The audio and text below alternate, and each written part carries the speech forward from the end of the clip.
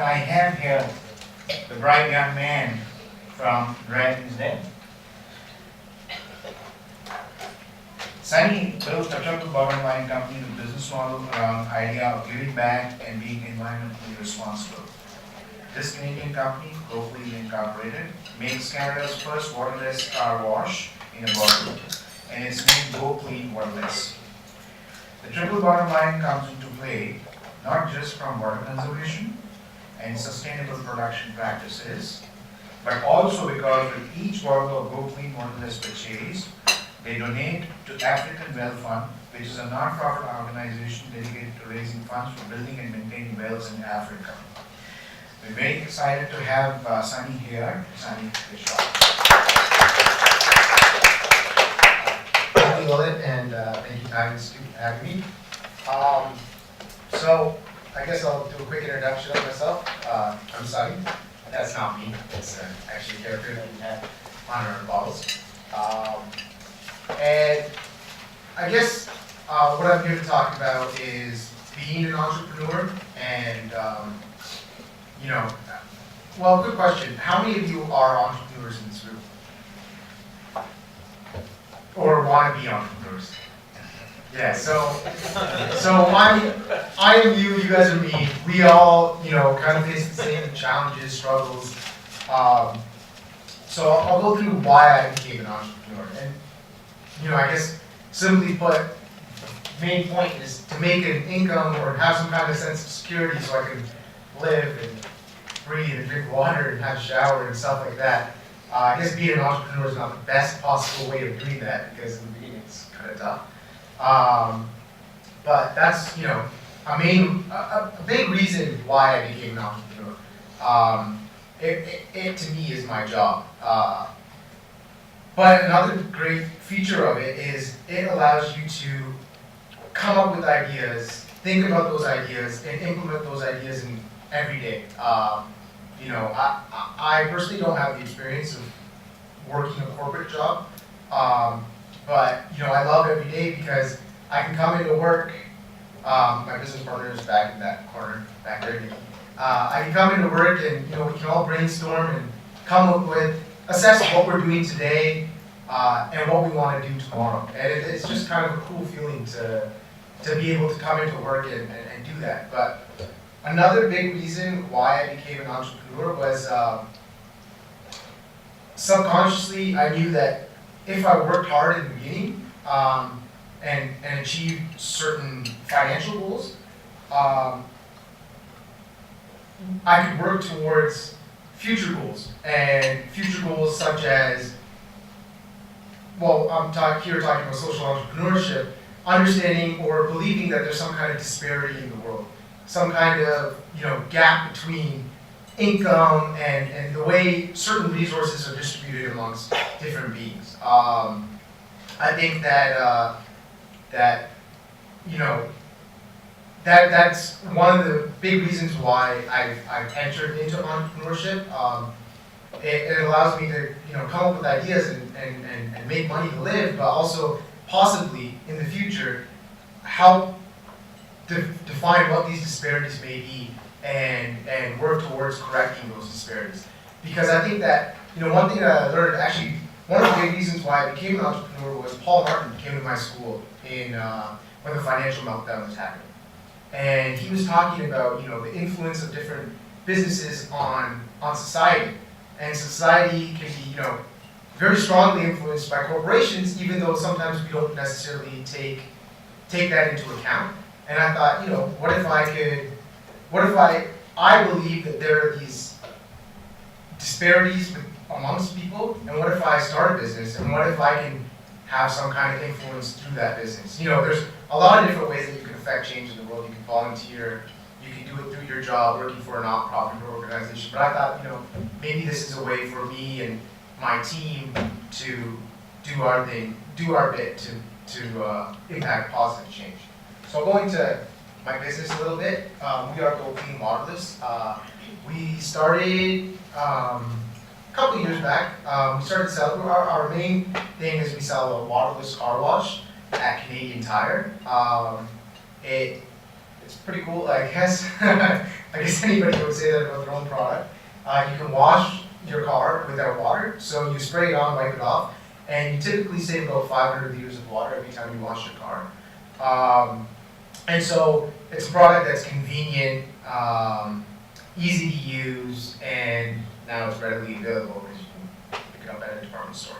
But then the other things that we try to do with our company is try to think about, how our products can affect, how our products can subconsciously maybe be a better impact on society. So we've created, like our bottle itself is a square-shaped bottle, so we could make it as volumetric as possible, so that when we ship it across the country, we reduce the amount of empty space in our boxes, so we reduce actually our carbon footprint.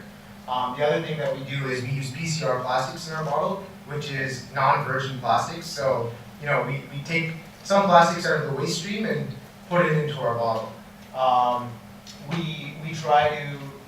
Actually all the components of our bottles are made within North America, and so we try to be as locavoric as possible. So we try to think about like the number of ways that we can, with our products and with our resources, make stuff sustainable. But being sustainable is not necessarily always the best thing, because it also has to sell. So you have to be sustainable and get the message across as well. So this is kind of what our lineup of products is. This is actually not out yet because these are our new products, or our new design. But this is what's coming out next year. So I guess you guys got to sneak peek. And I think a big thing about talking about entrepreneurship is, okay, that's what we had, but surviving. For us, surviving was, one, getting the customer, getting it on a shelf, staying on a shelf, simplifying our business, and doing whatever it takes to realize your immediate opportunities. I guess you guys probably have the same feeling. Sometimes it's a rush to get a customer or have an opportunity happen or the possibility of an opportunity. But the most important thing is getting on a shelf. Well, for us, it was getting on a shelf or making that opportunity happen. And then also staying on that shelf. Sometimes you make a sale and it could just be one time, and you don't stay where you are.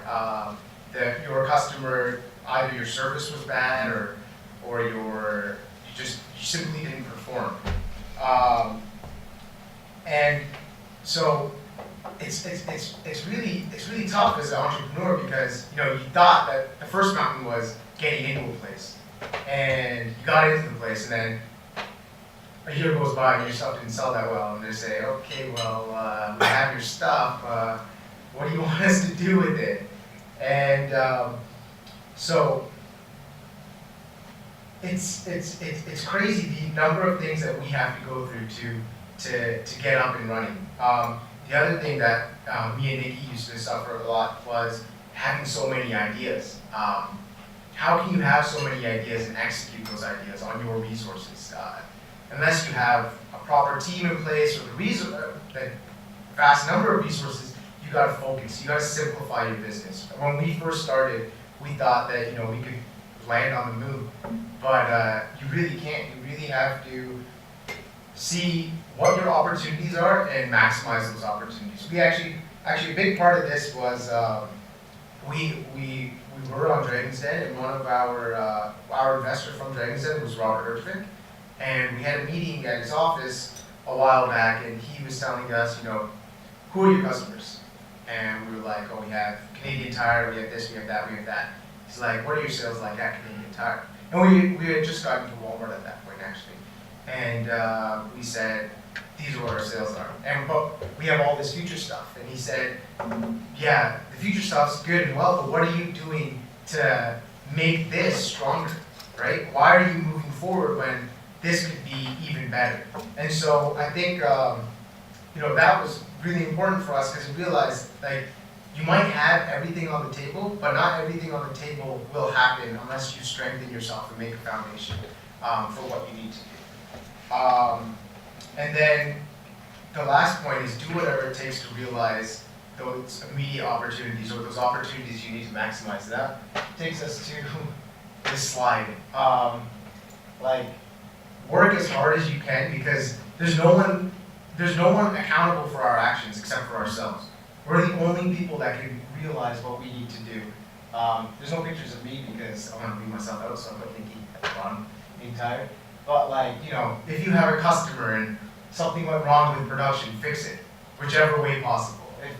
If you had, actually point to simplifying though, at the top left, we started a service business, and we thought that if we put product in bags and had those bags emptied and then use postage service, we could not have to ever have waste. We could just reuse our containers, but that didn't work. So we cut that out pretty quickly. But you know, do whatever it takes to realize those opportunities and focus on those first opportunities first, and have a good sense or confidence in those opportunities, and then move on to what's next. And then I guess next is, you know, what the next chapter is. We're still in the survival phase of our business. It's really tough. You know, now there's less burden or headache when it comes to defining who our customers are, or what kind of customers we're trying to seek out. We know more of, you know, what responses are of certain businesses and what businesses are actually ordering from us, and we were able to track, you know, what our sales are like. But you know, what's the next chapter? This talk is about entrepreneurship and social entrepreneurship, but one of the tough things is being a business and having it at the top of mind of, you know, running or staying alive, but also how do you run, stay alive, and do something next? How do you do what you're here to do? And so for us, we're trying to think of, you know, how do we start a conversation on what's wrong in the world? What are the things, what are the disparities that we need to define, and how do we go about doing it? Because, you know, what my idea of what's wrong with the world is probably different than Lalit's idea or anybody else's idea in here. So how do we as a business start this next chapter and learn from the world and figure out the best ways that we can invest our money into ending disparity? I don't have kind of like a defined talk, because I think what we're trying to do is not really definable. We think that, like, you know, businesses can have a great impact on society. That great impact could be positive or negative, but it could be something. And so we, as a business, we went through our survival and, you know, getting on shelves and finding different customers, but how can we now rely on our customers, our partners, whoever it may be, to, you know, do something more positive for the world. And so that's kind of where we're at right now. It's a tough new chapter, and we still have to do it while focusing on what we're doing presently, still surviving, still making sure that we're getting product on the shelf and having customers happy. The other thing I noticed was when I first started the business, I thought, oh, you know what, we have a product and we want to give back to the world. Who wouldn't want to buy that product? But you learn that the consumer has whatever intentions they have, because, you know, they don't know you, they don't know your story, and you don't have the ability to talk to every single one of your customers. So first, what you have to do is get a sale, get those sales, build some strength in your business, and give back as much as you can, but then also keep it, like for us, that's what our goal is, keep it in the back of the mind, when can we or how can we do bigger or better things. And so that's kind of how we're doing or shaping our business, and it's an evolution and it's a constant process, but you know, that's what we do. And we think it's cool. There's so many tools for all of us, aspiring entrepreneurs and current entrepreneurs. I started this out of my mom and dad's house while I was in university, just because I had the internet. We have, you look in the music world, and there's so many people that become musicians, and they can't become musicians basically out of nowhere. We as society now have so many tools that a lot of the, I know I was talking about disparity, but a lot of the disparity that we have is gone away when it comes to technology. We have so many tools to utilize opportunities. And for us, we want to utilize those opportunities to fix the other disparities in the world, like the resources that people don't have. Like for us, our world is water. There's 800 million people in the world that don't have, safe and sanitary water. So we think that right now what we do is we donate a portion of our sales to the African Wealth Fund, but that's not the limit of what we can do. But as a business, we can always evolve and figure out and start a conversation of how can we make businesses more accountable to the world. Yeah, that's basically all I have to say.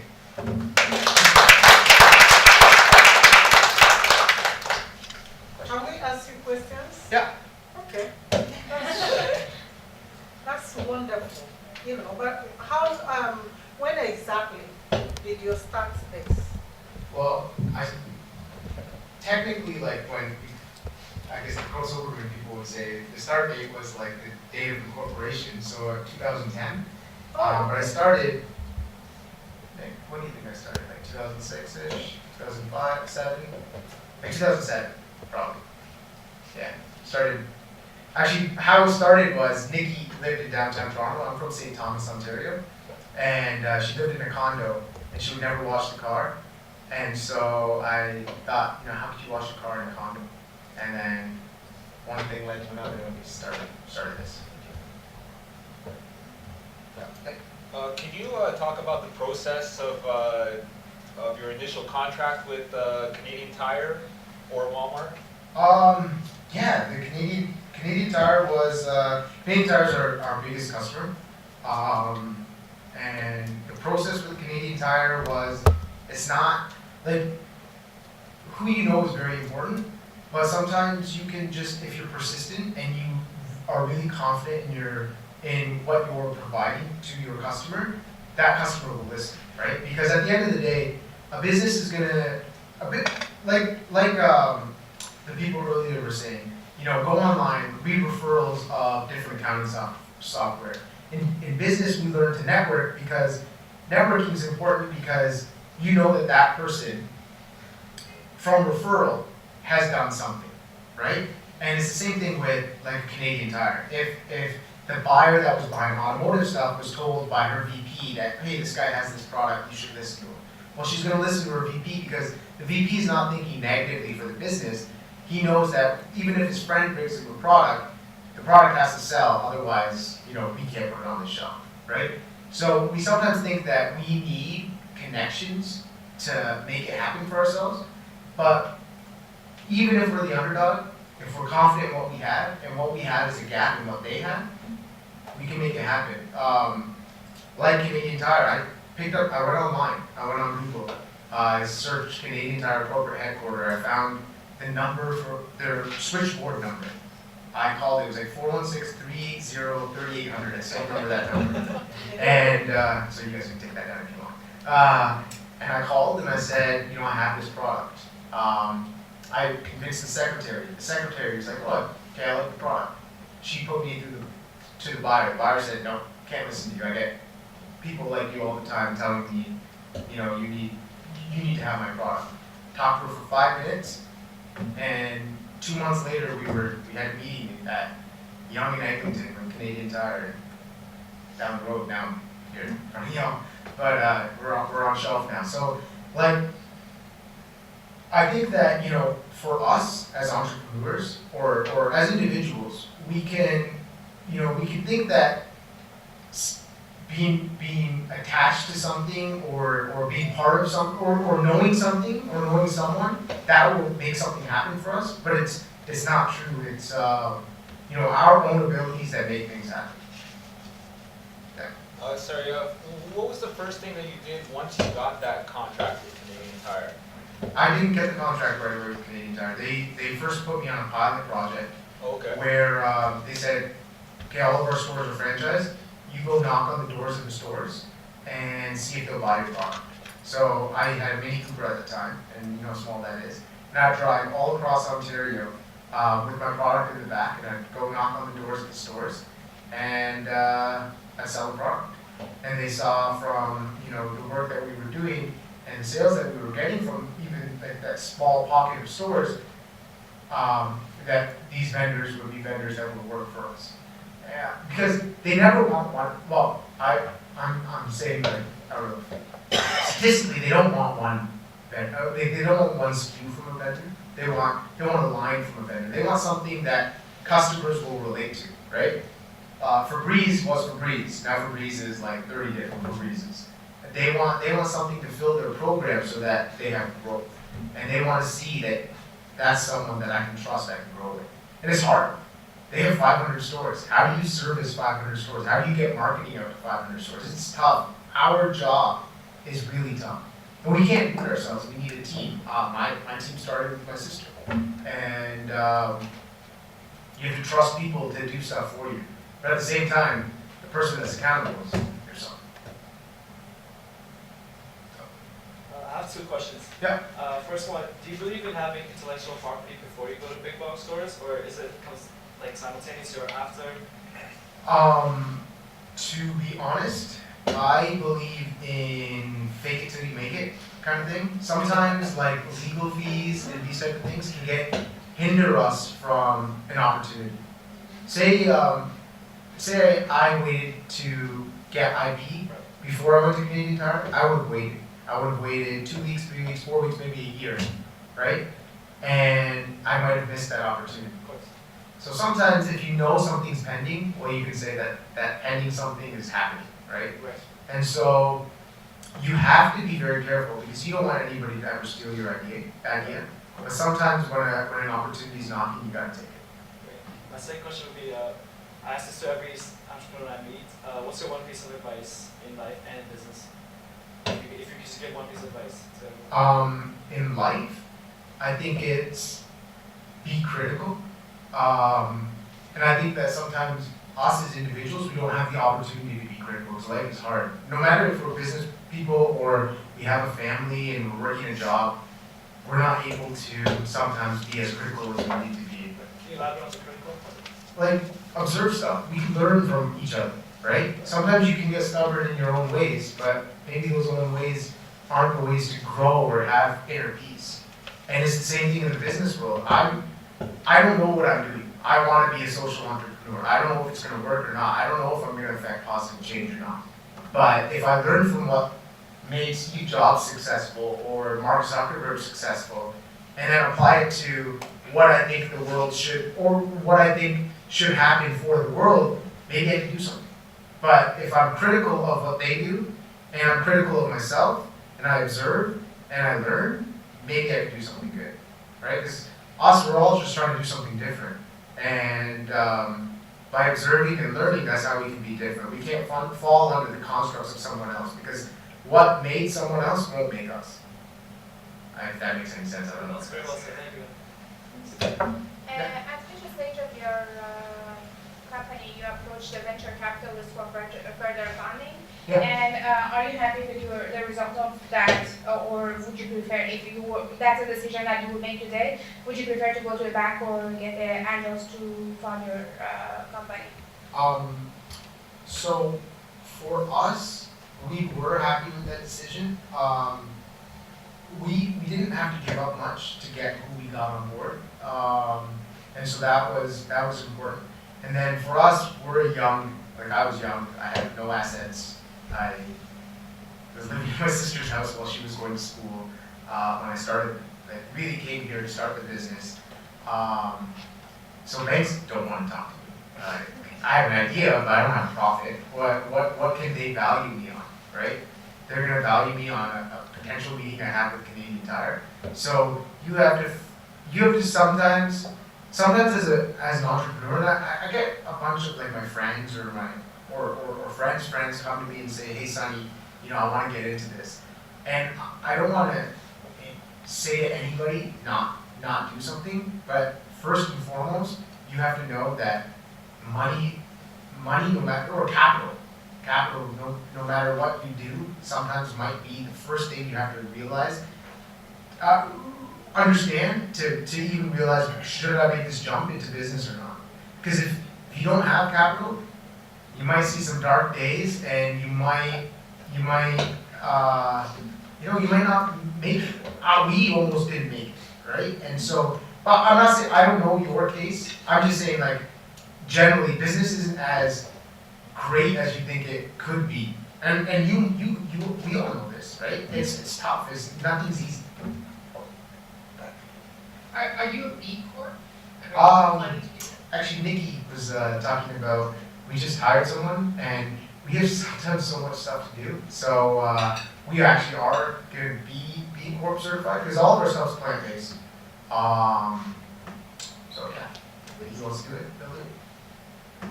Oh, sorry, so B Corp is, it's a certification that, it's like an indicator for consumers. So if you're B Corp, it tells your customers that, you know, you're sustainable, you care about the world, and, there's also cradle to cradle, so there's different types of certifications that are out there. And it's really just a way to say that you're part of a community that believes in sustainability, more or less in a nutshell, I guess you would say. We had a last session on BCOP for those of you over there. Sunny, tell us a little bit more on your experience of getting funded from Dragon's Den and what did it mean? Did you have a follow-up funding from elsewhere or from them, or how did it work? So we got funded by Robert Ridgwick.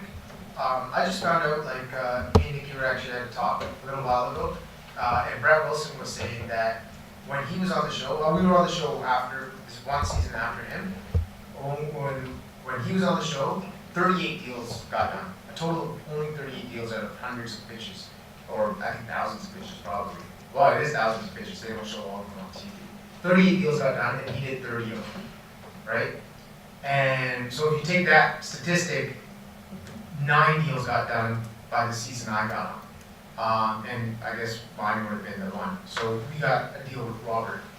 What I realized was the show is the show to be on CBC and to be highly rated. Business is business. You gotta show your balance sheets, you gotta show your valuation, you gotta show all this stuff, and then get the details of your deal done.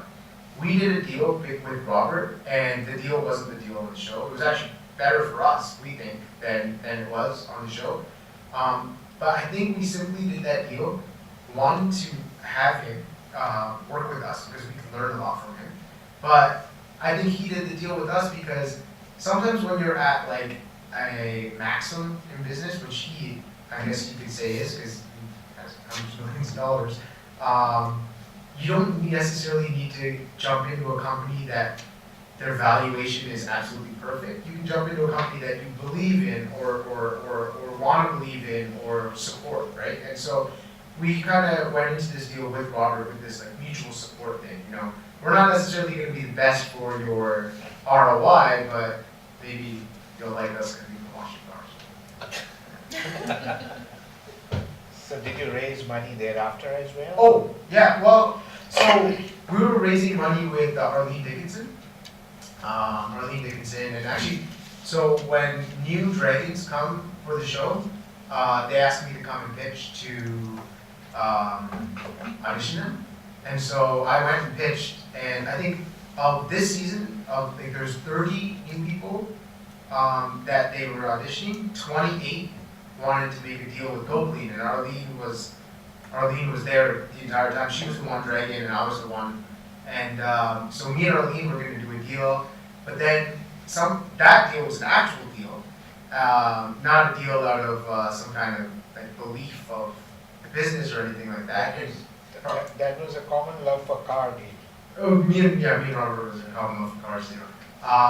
The Arlene deal took too long. I remember it actually just fizzled out just a little while back when I called and I had to say, like, we have to get a finite answer now, because if you have a deal that is going to fund your business to what your future goals are going to be, and it's taking too long, sometimes you have to cut it. Sometimes you have to say, okay, I have to deal with what I have now, because if I'm always waiting for this, then I'm going to miss out on the opportunities that I have today. And it was taking too long. It was detracting us from what we could have done that day. And so we had to cut it. Now we have something else on the table that we're working on, but we know that, you have to know, everything that we do every single day is a calculated risk. We turn right, might get hit by another car. But we took that calculated risk. So So, the investments that we have now, we have to say, okay, we need this amount of money, but we have to know that it might not happen. Yeah. So are you foregoing some orders or restricting your growth because of cash flow considerations? We were, now we're actually doing, now we're able to, we went back to what Robert said, simplify. We simplified our stuff. Actually, what happened was we got in, can I say it? The Walmart thing? Alright, so we got into Walmart, it's kind of confidential stuff. So we got into Walmart and we were told we can't sell at Walmart anymore. So we shipped all the product across the country on Walmart shelves. And we were told we can't sell there. But And who told you you couldn't sell at Walmart? just told. Canadian Tire told you probably. Well, just told. Right. And we had to buy back all our product. We're a young company. That was our second year of business, well, which was this year. We had to buy back everything. And what it teaches you is that's like a punch to the gut. But you can only win the fight if you get back up, right? And so you can get back up and you can find another customer, or you can say, hey, you know what? I have all this stuff on my plate. Why not just focus on this? Why not focus on making as much as I can out of this, make myself strong so that I can not have to forego some sales at that point, so that later on I don't have to forego any opportunities. Yeah, you also mentioned in the concluding part of your presentation, you said next chapter. So what are you thinking of doing next? Are you thinking of doing maybe another type, or increasing your market outlet, or looking for new products? What exactly are you thinking about? And how are you gathering opinions of your customers, to know whether they are satisfied or unsatisfied? How do you do that? Well, okay, so the first part of the question, the next chapter. So when you get into like business, you're always told don't get attached to your business. Your business is your idea, it's your baby. But one day someone's going to come to you with an offer and say, hey, we want to buy your business. Well, then you can't be naive and say I'm going to run it better than this person. Sometimes that offer's better than the future, future outcome of your business. So I was told very early on we're lucky that we got a bunch of mentors that we can bounce ideas off of. Sell your business when the price is right. Make a price, and when you get that price, sell it. But I'm not necessarily in business for selling my business. I'm in business so that we can do something. Like my mom and dad worked really hard to put us through school. They gave me an opportunity. They didn't have that opportunity, right? But they gave me an opportunity to be something. Well, maybe I can take that opportunity and do something, right? We all do something with our lives. Our lives aren't unimportant.